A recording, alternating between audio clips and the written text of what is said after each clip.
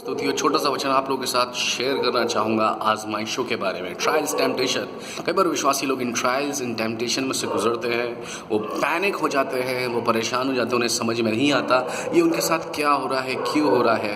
लेकिन मैं आपको बताना चाहूँगा कि प्रभु ने आपको छोड़ा नहीं है। आप लोग सोच रहे हैं कि अचानक से कर्जा, ये बीमारी, ये कलेश, ये रोग, ये नामधराई, ये कहाँ से आ गई, क्यों आ गई, कैसे आ गई। मैंने तो ऐसा कुछ नहीं किया। लेकिन मैं आपको बताना चाहूँगा प्रभु की प्लानिंग आपके लिए महान है, आपके लिए बड़ी है।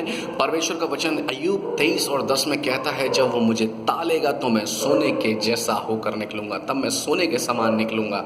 मैं आपको बताऊंगा, जब बताना चाहूँगा, जब सोना आग में डाला जाता है तो आग उसे प्यूरिफाई करती है, आग उसे साफ करती है, शुद्ध करती है, और वो और खरा शुद्ध होकर निकलता है बाहर। इसी तरीके से ये आग में से जो आप जा रहे हैं, ये आपको साफ, शुद्ध और पवित्र कर रही है अंदर बाहर से। मैं आपको बताना चाहूँगा। दूसरी बात ये है कि आप कभी देखिए किसी को चूल्हे पर रोटी बनाते हुए, जो उस चूल्हे पर रोटी बना रहा है, सोच के देखिए उसके पास इतना कॉमन सेंस है कि उस रोटी को कितना पकाना है और कितनी देर पकाना है।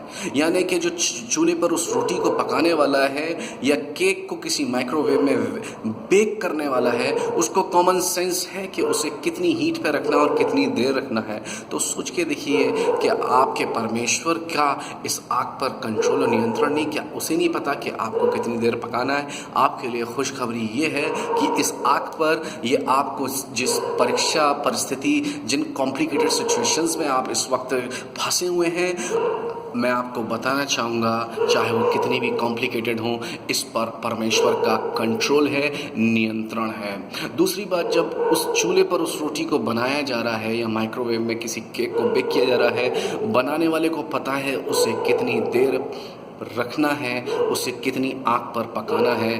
ठीक ध्यान रखिए, परमेश्वर आपकी कैपेसिटी जानता है और ध्यान रखिए, उसे पता है आपको कितनी देर रखना है। इसलिए ध्यान रखिए, इससे पहले आप जलें, उससे पहले वो आपको उतार देगा। तो ध्यान रखिए, दुष्ट वो शैतान शायद आपके दिमाग में डाल रहा हो, आपको भस्म कर देगी, या आजमाइश आपको ख़त्म कर देगी, आपका नाश कर देगी। लेकिन मैं आपको बताना चाहूँगा, ये आजमाइश आपको कितनी भी कठिन या कितनी भी कॉम्प्लिकेटेड और कितनी भी वर्स्ट क्यों ना लग रही हो, ये आपको ख़त्म करने वाली नहीं, ये आपको भस्म नहीं करेगी, ये नहीं कर पाएगी, क्योंकि परमेश्वर का नियंत्रण, परमेश्वर का कंट्रोल है। परमेश्वर को पता है कितनी देर पकाना है। प्रभु की स्तुति हो।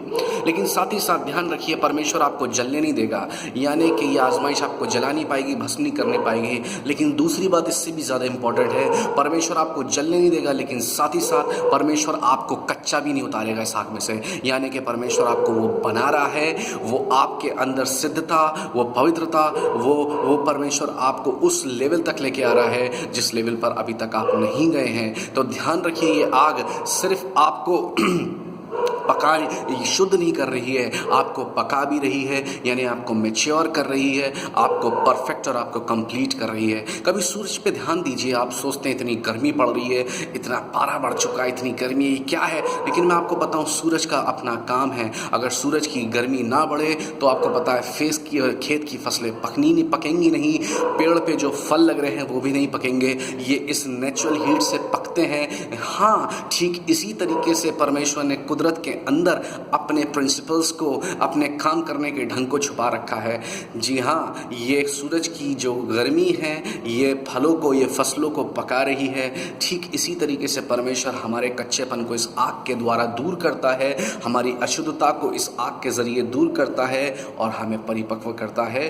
तो ध्यान रखिए, जब भिन्न भिन्न परीक्षाओं में पढ़ते हैं, इसे आनंद की बात समझें, क्योंकि प्रभु आपको पहले से ज़्यादा अनॉइंटेड, गिफ्टेड, आशीषित और सामर्थ्य बनाने जा रहा है। प्रभु की स्तुति हो। Praise the Lord.